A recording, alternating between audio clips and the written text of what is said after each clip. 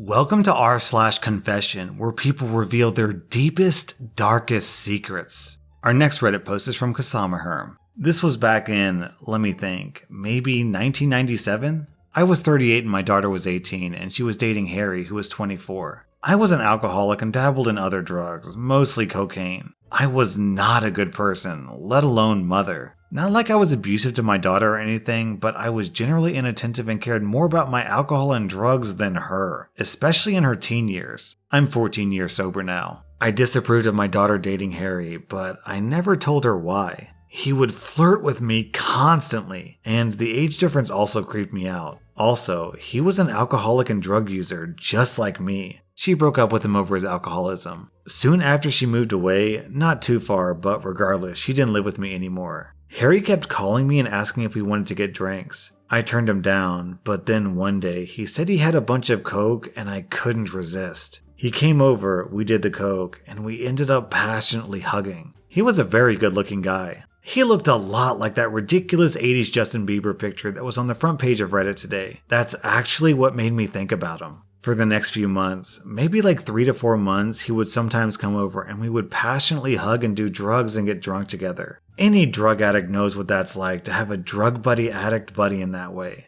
Then I got pregnant. I knew it was by him. I had passionately hugged him without a condom a few times, stupidly. I never told him I was pregnant, and I went and got the abortion and kept it a secret. Anyways, I stopped seeing him after that. It was too weird. I also got sober for like 4 months before relapsing. Fast forward 2 years and my daughter contacts me and tells me that she got back with Harry and that he's fully sober. I was mortified, honestly. He was gonna tell her that we slept together and she's gonna hate me for life. They came over one day and said hi, and when my daughter was gone, Harry told me that there's no reason to tell her about what happened. I agreed. It's been 16 years of marriage on their part. They have a kid together. Harry got cancer, then beat it. I got sober. That's basically it. I don't see them very often. They live in Texas and I live on the East Coast. But whenever I do, there's always that tension between me and Harry. It's literally the first thing that comes to either of our minds. I can just tell. Not like romantic tension, like,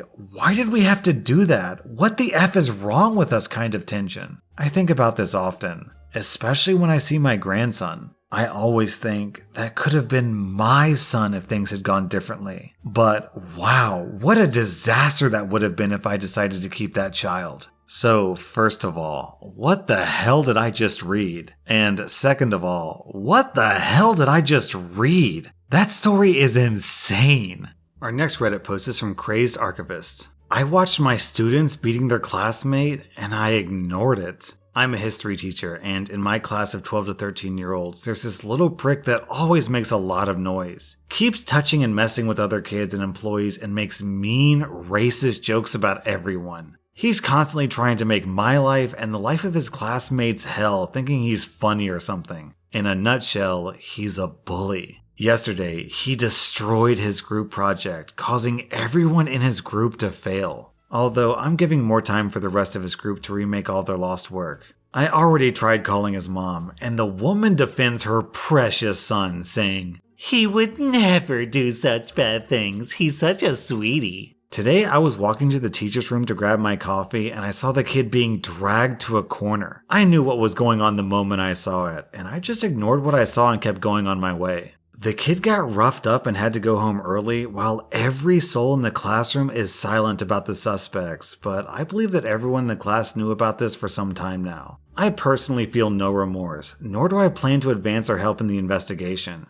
I just pretended nothing happened and gave my lecture as always. Our next Reddit post is from Paseka. I run a fake restaurant on a delivery app. I registered a company, bought all the takeaway boxes from Amazon, signed up for a few delivery apps, made a few social media accounts, and printed leaflets that I drop in mailboxes. I resell microwave meals. On some meals, I add something to make them look better, like cheese. So far, it's at around 200 pounds a day in revenue. Nobody suspects a thing. Soon, someone will come for a hygiene inspection, but I'll pass that check without any problems. It's not illegal to operate out of your own kitchen. Should I feel bad? I feel kind of proud, to be fair, and free as a bird from the 9 to 5 life. So I did the math on this post, and it's not exactly clear if OP works on the weekend, but if he does, and this is a full 365-day operation, then OP makes about $73,000 in revenue a year. Not too bad for selling microwave meals. Our next Reddit post is from Hostile Carrot. I added Tabasco to Wendy's chili and used it to get second place in a chili cook-off. The title basically says it all. This wasn't a professionally organized competition. There was some BMX event with a couple hundred people, and they always have a chili cook-off. I'm not much for cooking, so I thought it would be funny to throw a bunch of Wendy's chili in a crock pot and see if anyone noticed. They didn't. I've been a vegetarian for roughly 12 years, so this was a long time ago. You know, it really makes you wonder, did the first place prize go to Wendy's chili without Tabasco sauce? Our next Reddit post is from Enthrosted. A couple years out of college, I worked as an analyst at a pretty small private equity firm. The CEO was one of the biggest buttholes I've ever met. He was fairly young in his 40s, a multimillionaire, and the type of guy driven solely by money with zero business ethics. He'd do anything to get the upper hand in a deal, regardless of who it screws over. Contractors, employees, I even saw him seriously screw over a longtime family friend of his without any remorse. Anyway, aside from my analyst role, as it was a really small business, only about 20 people in the office, and then a bunch of people working remote. I also happened to be one of the only semi-technology literate people in the company. So, like so many of my generation, I became the de facto millennial office computer guy. Despite my lack of qualifications, I got put in charge of handling pretty much anything minor tech related. Setting up servers, fixing laptop issues, answering, "How do I convert this to PDF?" questions, even basic network security. They thought I was some sort of computer genius, but really, I was just mostly winging it, Googling pretty much everything. But eventually, I got legitimately pretty good at all the tech stuff. They gave me bigger tasks like planning all the computer systems for their own businesses and supervising installs. I didn't get paid extra for any of this, mind you. After a couple of years of serious BS working there, I was pretty worn out. I wasn't progressing. I hated working for Captain Douchebag. He treated everyone like garbage. I was pulling 12 to 14-hour days with no overtime or performance bonus. And they weren't paying me nearly what they should have. I also hated being the tech guy and was depressed, basically living in a cubicle. So I decided I full on had enough of the 9 to 8 life working for buttholes, and I would start my own consulting business working for myself. However, instead of quitting right away, I figured it would be smart to first build up my client base on the side while I was still getting a steady paycheck. So that's what I did. I launched my company and landed my first clients. As the workload increased, I slowly started spending more and more time working on my side business while at my office job. At first, I was pretty low-key about it, but eventually it was blatant. As it was a super small company, I was the only one who knew how to handle a lot of the important tasks and operate some key internal systems. It was easy for me to tell my boss a project was taking a whole week to complete when I actually finished in 10 minutes. Pretty soon, I was spending 80% of my day working on my own stuff in the office. I'd even take calls from my side business clients at my desk. The rest of the time I was usually dicking around on Reddit or something. Of course, we had systems in place to monitor network activity, but I was the person in charge of monitoring it. This continued for a while. As my own business ramped up, I cared less and less about the office job. And since I hated waking up early, I began rolling into work late. At first, it was only 30 minutes or so. Then it progressed to an hour. When my boss didn't reprimand me, it became clear how much they needed me there. I took full advantage of this. Before long, I was arriving around noon, working for a couple hours, then heading home. My coworkers weren't happy, but I helped them with all their tech problems and they hated the company too, so they kept their mouth shut about it. My boss eventually said something to me about it, but I just came in on time the next few days and then went back to coming in whenever I wanted. After more than 2 months of coming in 4 to 5 hours late and working on my side business in full view of my butthole boss, I couldn't believe I wasn't fired yet. I deserved it and felt it was inevitable. On a hunch, I decided to do a little investigative work. As I was the tech guy, I also had full access to the company email server. So I logged into the CEO's personal email account and searched for my name. Lo and behold, there was a recent email thread between him, my direct boss, and some other team members with my name in the subject line. Obviously, I open it. They're discussing my recent performance issues. The last email in the chain basically said, "If nobody has any objections, I'll be terminating him at the end of the week." This was 2 days from then. I wasn't surprised, but I decided there was no way I was going to let these buttholes fire me. Although I didn't give a flip about that job, I didn't want to have a termination on my work history. I also wanted to keep getting paid for a while longer. Of course, I couldn't let him know I actually knew I was getting canned. So I formulated a plan to perform a little Inception reverse psychology mind screw on the CEO. The next day, 1 day before they planned to fire me, I requested a meeting with him to discuss my current performance. In that meeting, I sat down and he asked me what I wanted to talk about. So I told him, "Look, I know I've been a sucky employee lately. I'm sure you've noticed. Correct me if I'm wrong, but I've been kind of getting the feeling you guys are planning to let me go soon." When I said that, the shocked look on his face was priceless. He must have thought I was psychic to work that out on my own the day before it was going to happen.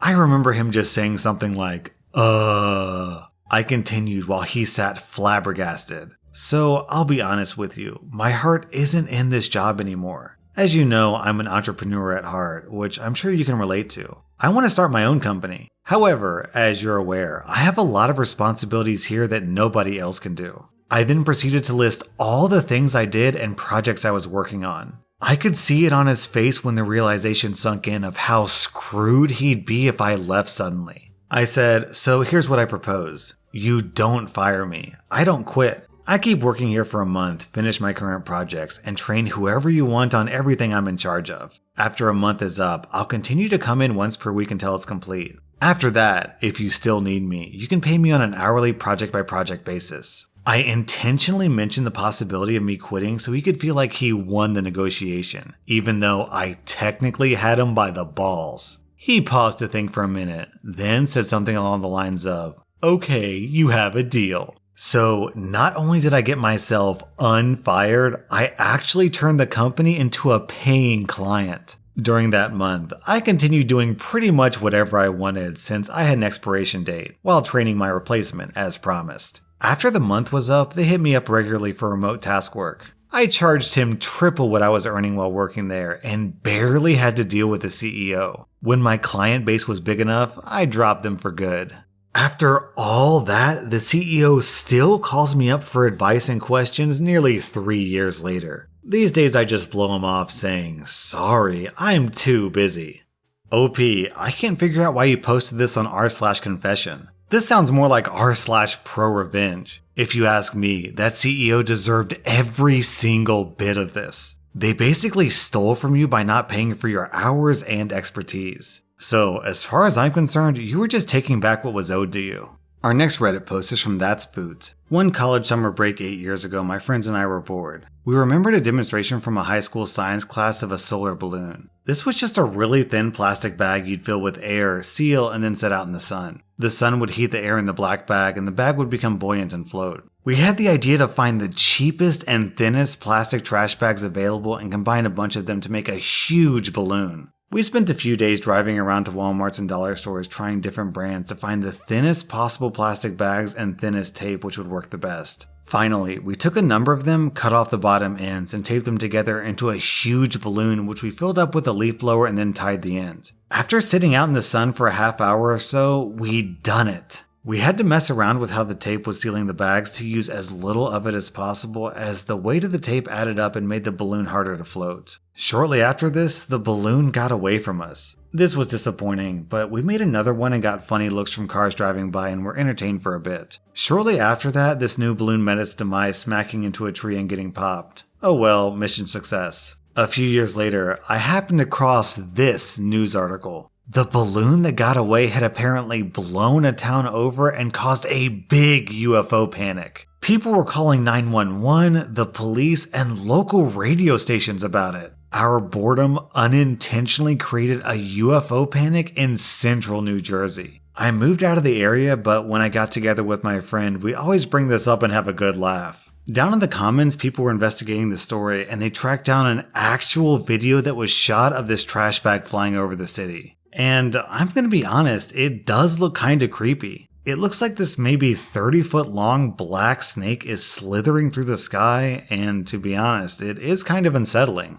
That was rSlash confession, and if you like this video then subscribe to my channel because I put out new Reddit videos every single day.